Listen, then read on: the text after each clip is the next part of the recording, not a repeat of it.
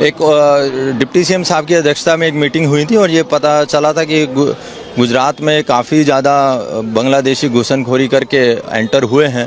उसी के आधार पे एक ऑपरेशन डेल्टा हंट पूरे राज्य में चलाया गया और सीपी सर की अध्यक्षता में एक मीटिंग कल रात को हुई थी और ये हुआ कि 30 से ज़्यादा टीम इसमें काम करेंगी। तो ये सारा का सारा गेम खत्म हो रहा है और भीड़ पूरी जा रही है बॉर्डर की ओर।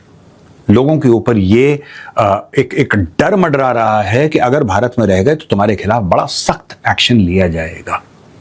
मेरा वही सवाल पुराना, ये सख्त एक्शन पहले भी लिया जा सकता था, लेकिन पहले जानबूझ के इन अवैध घुसपैठियों को पाला गया है। यहाँ पे पश्चिम बंगाल या बंगाल की गवर्नमेंट ने एक बड़ी इंटरेस्टिंग सी अनाउंसमेंट करी है इलीगल बांग्लादेशीज के ऊपर।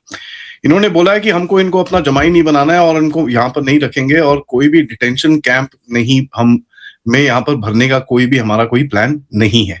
हमने एक और डेवलपमेंट देखा कि इससे पहले जो आते थे वेस्ट बंगाल में लोग बांग्लादेश से, वो उनको कोई रोकता नहीं था। अब की बार 3 लोग क्रॉस करने की कोशिश कर रहे थे, गोली चला दी गई, तीनों की मौत। एक रेडिकल चेंज है इंडिया की थिंकिंग पे, स्टेट गवर्नमेंट्स की थिंकिंग पे कि हमें क्या कैसे इन्फिल्ट्रेशन को डील करना है। कुल 300 से ज़्यादा शंकास्पद आदमियों को और औरतों को और बच्चों को राउंड अप किया। उसमें से 166 जितने अभी तक प्रस्थापित हुए हैं कि वो बांग्लादेशी हैं, वो गैर कायदेसर घुसनखोरी की थी और वो यहाँ पे इलीगल तरीके से रह रहे थे।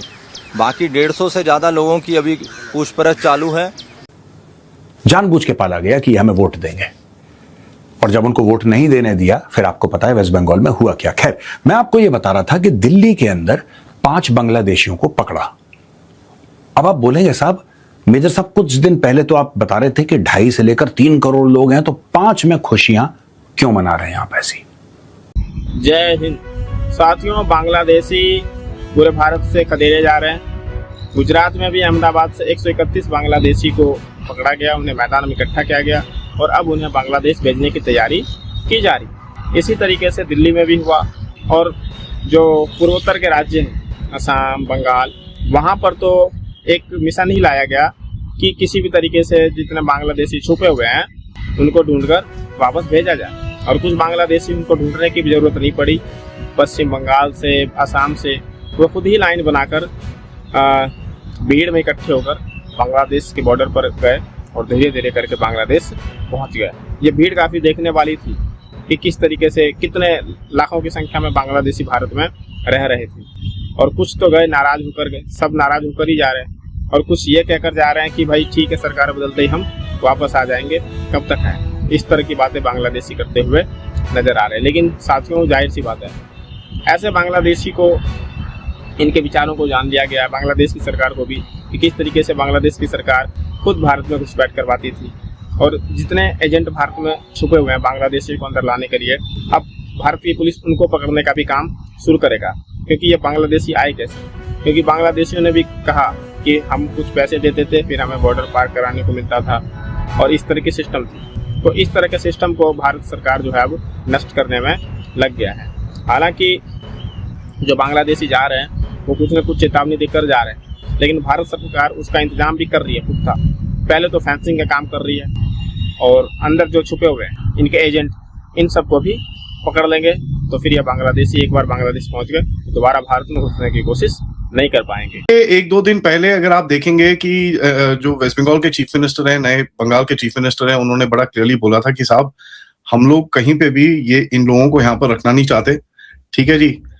और हम बिल्कुल भी अगर आप देखें जिस तरह से इन लोगों ने जो सेटिंग करी है, जिस तरह से इन लोगों ने ये करा है, उसमें ये बड़ा क्लियरली बोलते हैं कि भैया हम यहाँ पर बिल्कुल भी इनको रखना नहीं चाहते, और कहीं पे भी हमारा कोई ऐसा रोल नहीं है कि भाई किसी तरह से इनको यहाँ पर रखो और इनको यहाँ पर पलाओ, उसके बाद बिरयानियां खिलाओ, उसके बाद ये करो वो करो।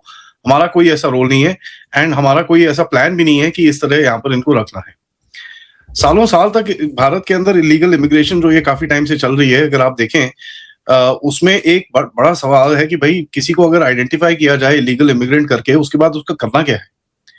करना यह है कि उसका बड़ा सारा पेपर वर्क होता है, ट्राइब्यूनल्स होती हैं, अपील्स होती हैं, डिटेंशन होती है, इयर्स एंड इयर्स तक ये गेम चल सकता है। बंगाल बोलता है भैया हम एक मॉडल डिफरेंट करेंगे, जो हमारा स्टैंडर्ड मॉडल है डिटेन एंड डिपोर्ट।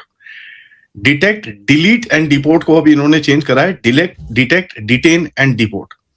मतलब कोई भी लेंदी ट्राइब्यूनल प्रोसेस नहीं होगा, कोई लिटिगेशन नहीं होगी, कोई अथॉरिटीज के पास कोई कोर्ट कचहरी के केसेस और ये सब चीजें एडमिनिस्ट्रेटिव पाइपलाइन के थ्रू जो जाती हैं उसको हम नहीं करने को तैयार हैं। इन्होंने बड़ा क्लियरली बोला है और ये बोलते हैं कि भैया इसको हम स्केल पे लगाने के लिए पूरी तरह से एक प्लान हमारा रेडी है और इसको हम अभी लगाना शुरू करेंगे। देखिए, अगर आप पुराने सिस्टम को देखें, पहले आप जाके लोगों को डिटेक्ट करते थे, उसके बाद आप पता करते थे भैया इनके पास क्या क्या चीजें हैं, फिर पूरी वेरिफिकेशन होती थी, डॉक्यूमेंट चेक करे जाते थे, आइडेंटिटी एस्टैब्लिश करी जाती थी, नेशनैलिटी प्रूव करी जाती थी, उसके बाद एक पूरा ट्राइब्यूनल प्रोसीडिंग होती थी, एमईए के पास जाता था, एमईए जाके फिर उनको वहां पर भेजता था। तो ये पूरा जो चक्कर है इधर उधर करके चलता रहता था। ठीक है, तो अगर ये इस तरह चलता रहता था तो होता क्या था कि भैया सालों साल तक ये चलता रहता था, ना इनको आप अरेस्ट कर सकते थे, ना इनको आप डिटेन कर सकते थे, ना इनको आप कुछ आगे कर सकते थे। है इसका वैसे तो अभी बहुत दिनों से इसकी जो प्रॉब्लम चल रही है, ये जो इन्फिल्ट्रेशन का है विषय, ये अभी आज का नहीं है, ये बहुत वर्षों से है। और खास करके हमारे कुछ जगह पे पोरस बॉर्डर्स हैं, जैसे अभी नेपाल की तरफ से भी हमारा पोरस बॉर्डर है, जैसे राजनाथ सिंह जी और हमारे बहुत सारे नेता कहते हैं रोटी बेटी का नाता है हमारा नेपाल के साथ में। तो उसमें हम लोग मतलब थोड़ा सा लिमिटेशन हो जाता है, और वही परिस्थिति बांग्लादेश के साथ में भी है और नॉर्थ ईस्ट में भी बहुत सारे जगह पे पोरस बॉर्डर है हमारा। तो ये सब जो है ये थोड़ी नहीं, इसमें बहुत ज्यादा कॉम्प्लिकेशंस होते हैं इन कारणों से।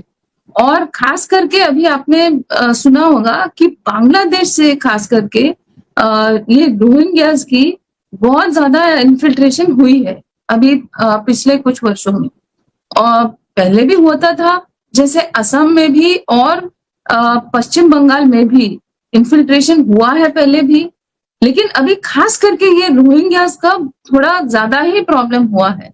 और चिंताजनक विषय ये है कि वो सीमित नहीं है पश्चिम बंगाल या असम या उन बॉर्डर स्टेट से सीमित नहीं है।